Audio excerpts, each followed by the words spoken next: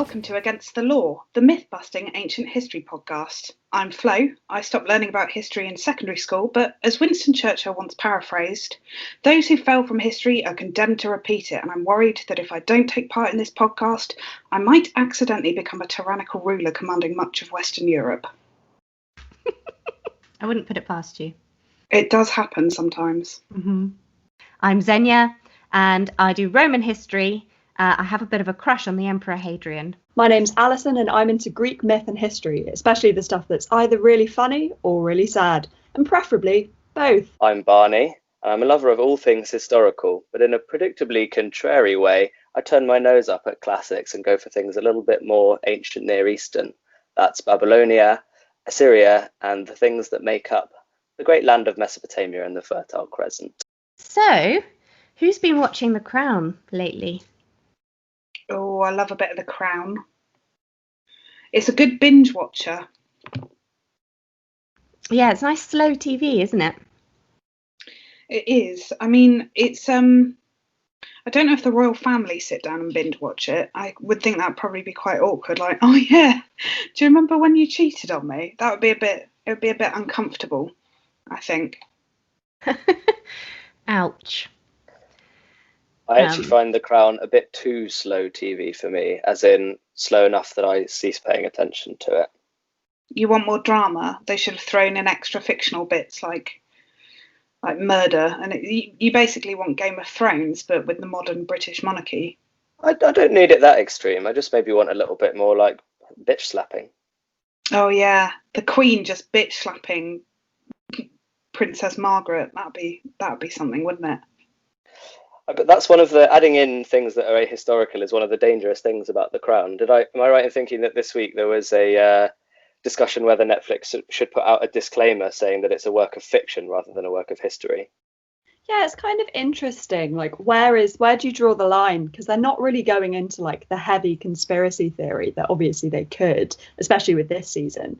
But they're also not being like super conservative and only true to kind of royalist propaganda. So it's a fine line.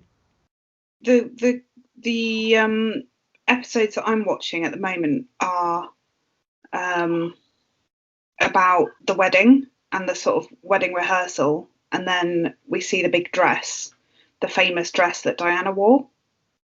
Isn't it awful? It's hideous. I wouldn't use it to cover my toilet paper. Is it very 80s? It's super 80s. The sleeves are wild. I think it was the longest train that any royal had ever worn. Train being the dragging bit of fabric at the back. But when I wear clothing that drags on the floor, I'm trash. But for Diana, it was fine. Anyway, I'm not bitter. So I think in terms of history versus not history, and whether or not the Crown is representative in that regard, with other historical weddings, we're quite spoiled for drama and for scandal and stuff like that, right? Absolutely. I don't even know where to begin, really. I mean, there's a lot to go off in the Charles and Diana one, but there are some serious ancient counterparts here that we could pry into. Are there any stories that really sort of correspond with Charles and Diana's? Because Charles was quite a bit older than Diana, wasn't he, when they got married? Yeah, quite right, Flo. I think Charles met Diana when he was 29 and she was 16, which is definitely quite creepy vibes. But actually not that far off in terms of the ages of the bride and groom in Greek marriages, where it would be normal for girls to be in their kind of late teens and men would be in their 20s or 30s, and occasionally even older, which is obviously very creepy by today's standards. Quite gross. That said, Hugh Laurie's quite a bit older than I am, but he's quite cute. Yeah, I had a huge crush on Jeremy Irons, who was like fully in his 70s when I was about 16 or 17, so I can't really talk. But also Alec Baldwin was on my 16th birthday card because I just had a huge crush on Alec Baldwin in 30 Rock. Oh no. Wow. There's a 1,900-year age gap between me and my one true love. Oh, Xenia, we Why don't you just mention him so you can get it off your chest for the group, you know? Ah, Hadrian. I know. It's terrible. It's so unrequited as well because he was very explicitly gay. Was he? Oh no. Never mind. I don't know if I should tell you this, but he's passed away. What? Yeah. It's okay. There are still statues.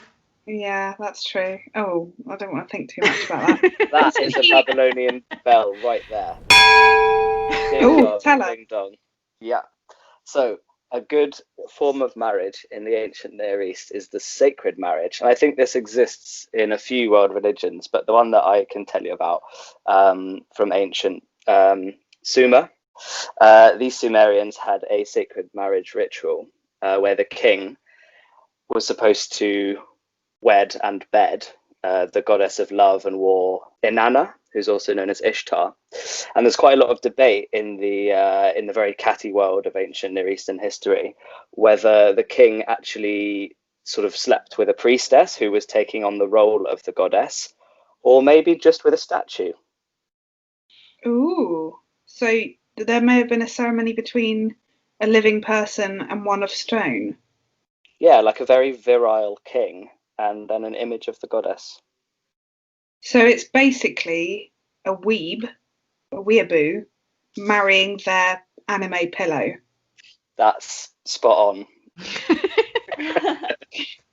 So we were talking about age differences in marriages and that being pretty common. Is that to do with fertility? Is it due to societal norms outside of fertility reasons? What's the reasoning? Do we know?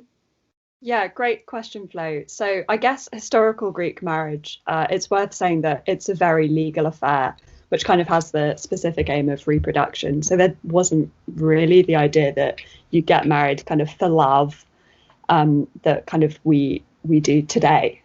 Women could not own property in a lot of Greece, so obviously it's a very gendered issue. And essentially women kind of were property in terms of marriage. And their fathers would literally give them away in terms of they would literally be kind of given as property to their new husbands and new homes. There are, however, records of women from Sparta, for example, owning property and running things, especially while the men were away at war, which could be parallel to kind of more modern kind of 20th century war efforts. But yeah, obviously, a lot of these things still kind of exist today. So, for example, like women in the UK couldn't have bank accounts in their own name until 1975. And couldn't, 1975 was when women could open bank accounts in their own name in the UK. That's not very nice at all. I mean, the interesting thing to me is that women in Sparta and women in the UK and women across the world, really, when men go to war, they tend the farms and they work in the factories and they keep the country running. And then men come back from war and go, cheers, darling, I'll take it from here. I do find that quite funny. Not funny, horrible, but also my sense of humour is quite dark. 1975. I can't get over that. Yeah. Ancient history is now. Yeah, this is a bit against the law, but I think a lot of people look back on history and kind of assume that we've achieved so much and progressed so much since then. But then often when you actually kind of look at the facts and figures, we haven't in many ways. And in many ways, things are still either the same or worse in other ways. So I think it's important to remain open-minded when looking at the past and not always expect it to be worse than it is now. I mean, the other day I was thinking about how the year started with riots based around race. And I was thinking about how racism is a thing that exists across the world. But I think the Romans handled race differences better than anybody does now, because you had an empire of various peoples from various places, and it didn't really matter where you came from. And now we're still trying to fight for equal rights now. Yeah, that was very much the case. I think Mary Beard points out that it wasn't necessarily the colour of your skin that mattered, it was whether or not you had Romanitas, or sort of Roman citizenship, that mattered as to whether you were sort of one of us or one of them. But even then, you had auxiliary troops made up of people who would not necessarily have been part of the empire, would not necessarily have had citizenship, but if they served in the Roman auxiliary troops, then they got citizenship at the end.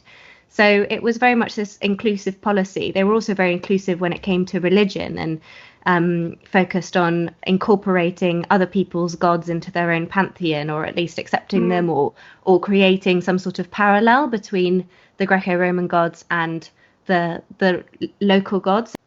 And they have that all across Hadrian's Wall as well, don't they? So all the local sites along Hadrian's Wall, the Roman gods are paired with or twinned with local gods, and they adopt them and use the names interchangeably. Sometimes on stones you can see both names there. I find that really interesting.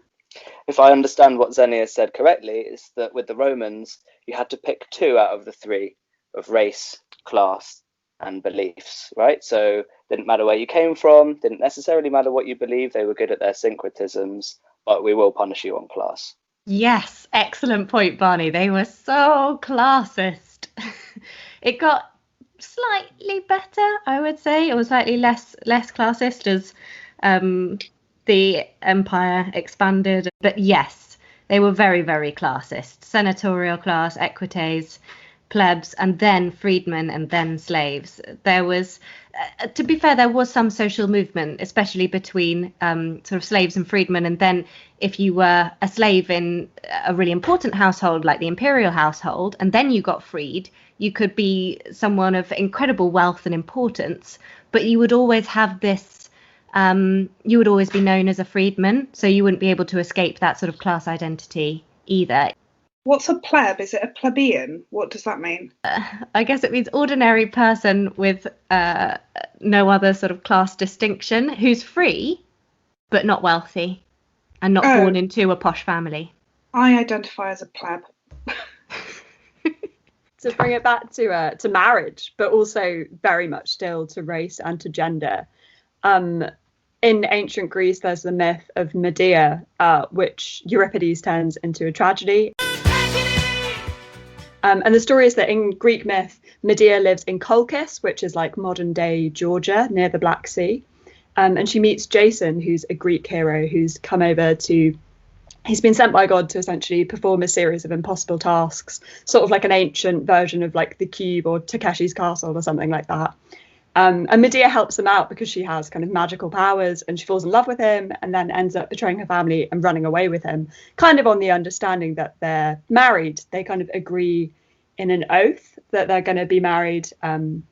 She's betrayed her family, so her father can't give her away in kind of a traditional sense. But then Euripides' tragedy,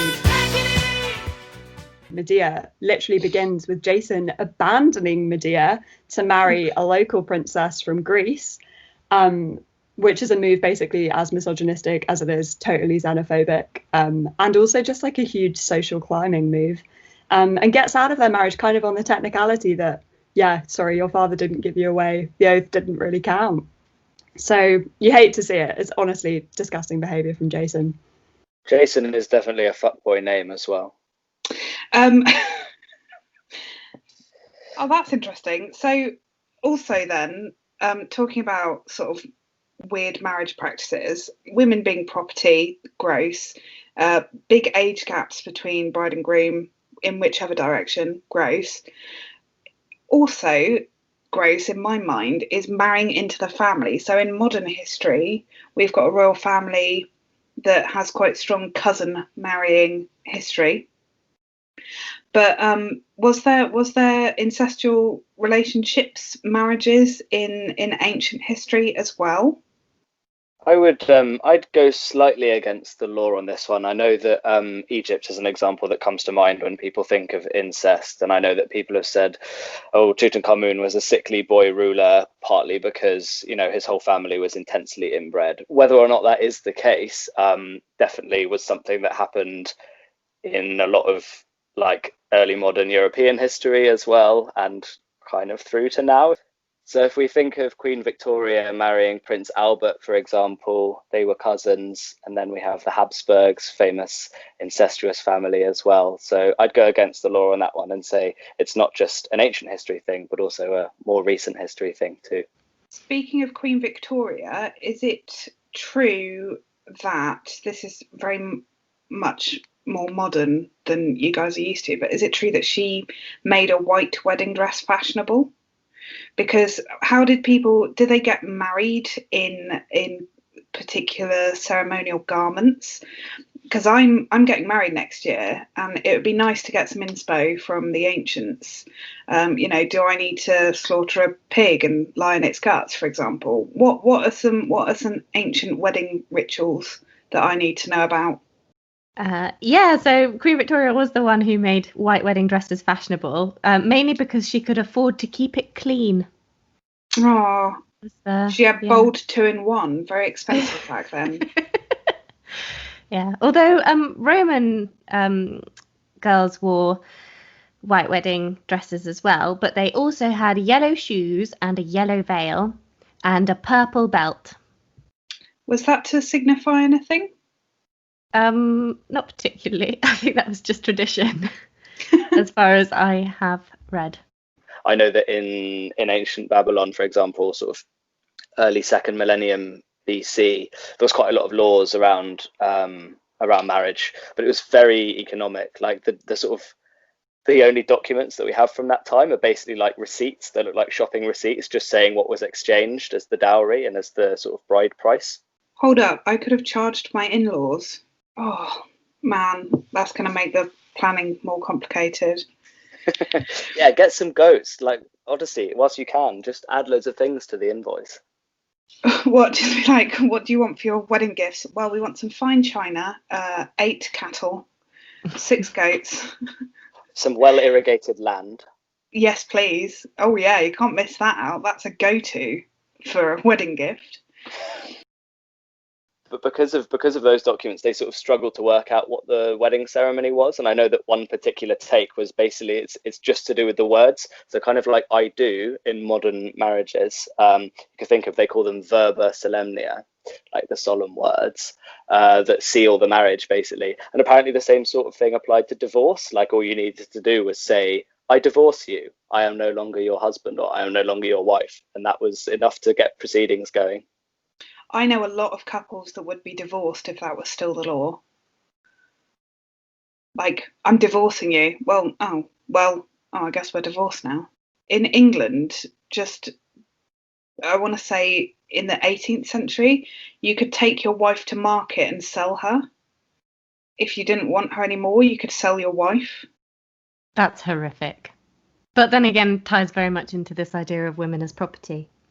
Mm. Yeah, I mean, like the ancient Greeks and Romans have like a bad track record for treating people as property, because obviously women are essentially property at this point. They have slaves as well at this point.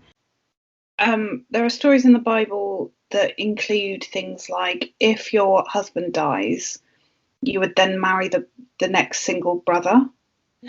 And if the marriage doesn't produce children, there's a lot of sort of Handmaid's Tale overlap there, where with onanism and Rebecca and all that jazz. Is that a reflection of practices in the ancient history worlds that you guys are familiar with? Yeah, absolutely. From what I know of ancient Greece, if, for example, you end up being orphaned and you're a young woman, you can't inherit, therefore you kind of immediately have to marry. And who you're expected to marry tends to be like an uncle or a cousin or another male in the family. So again, it's like the incestuousness and also the kind of legality of like keeping it in the family. I would also add that formula of if X then Y. If your husband dies, then you do this. If your wife is unfaithful, then you do that sort of thing. Is so ancient Near Eastern, it hurts. Everything they wrote was like that. If X, then Y. They couldn't think of anything that they hadn't already prescribed for. Divorce, pretty intense in that regard. There's a text called Anna Itishu, where if a man divorces his wife, he pays a small fee in silver, and if a woman divorces her husband, she is tied up and thrown into water. Sometimes punishments seem really disproportionate to the crime. Unfortunately, that's often at the expense of women. Yeah, or anyone of a lower status. Which actually kind of brings me on to a question, Barney. In the ancient Near East, were there prenups if you're getting married? Like, there seems to be a lot of legal action going on, but can you protect your estate? I think that just comes, that transaction definitely just comes in the dowry sort of thing. But I know that this is old Babylonian again, I know that if a woman's husband died, she kept her estate, which is somewhat more progressive than you might expect from some of the things we've been talking about. It didn't just immediately go back to her husband's family or something like that. She did maintain it. She needs a place to raise their sons, I presume. That's a good point. Yeah, you weren't in a great place if you didn't have any sons. Yeah, she needs somewhere to mourn for the rest of her days. So they were so good at mourning. Maybe we should do a whole podcast about funerals. So prenups, maybe not super fun necessarily as a topic in weddings, but hen parties and stag do's, aside from making me roll my eyes, was there any kind of woohoo, you're getting married? Also, did you have to be a virgin before you got married, presuming that your husband hadn't died of a cold or your wife hadn't been pushed into a river or whatever? Was there did you have to be a virgin? Were there conditions to your marriage? That is a great question, Flo. Definitely in ancient Greece, it was really assumed and strongly encouraged that the women in marriages had to be virgins.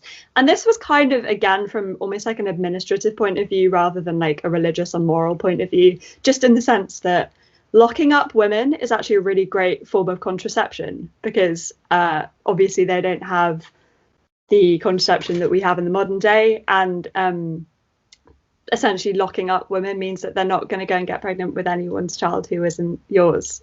So that tended to be the route they went down. But it's actually really interesting because kind of in the inverse of culture today, women in the ancient world were seen as being particularly sex crazed. So there's this ancient comedy by the comedian Aristophanes called Lysistrata, where the women decide to go on sex strike because they want the men to stop warring with each other, basically. And they're absolutely gutted about it. They don't want to do it so much because they're just super randy all the time, basically. That's sorry, just the concept of everyone making a pact not to engage and then being really upset about it, because I suppose you didn't have, there were ancient historical dildos though, as we know. Honestly, I don't know what they'd have done without those ancient historical dildos, because they weren't allowed to go out and have kind of wild hen night, affairs with other men in the city or anything. So, thank God for those dildos. I really like Alison's take there on sex-obsessed women in the ancient world. I can tell you that some of the erotic literature from the perspective of a female god or a female priest in ancient Sumer is super racy. I'd just like to read you a few little lines, if you'll bear with me. This field of ducks, this well-watered field, the moist and well-watered ground, my genitals, who will be their ploughman? Oh, wow. Oh, my God, she really said whop. She did. Damn. I know it's not mincing words, literally, it's nice and poetic at the start. This field of ducks is so bucolic, so pastoral, and then, just in case you hadn't caught it, it's my genitals. And slightly later in that same poem, just says, fill my holy churns. which I love. Ew. She's not messing about. You've got to That's hand it to her. So these are the horny Sumerians. I love it. I love erotic literature from the ancient world. It's oh, I just need to cool down. A lot of Roman erotic literature describes affairs.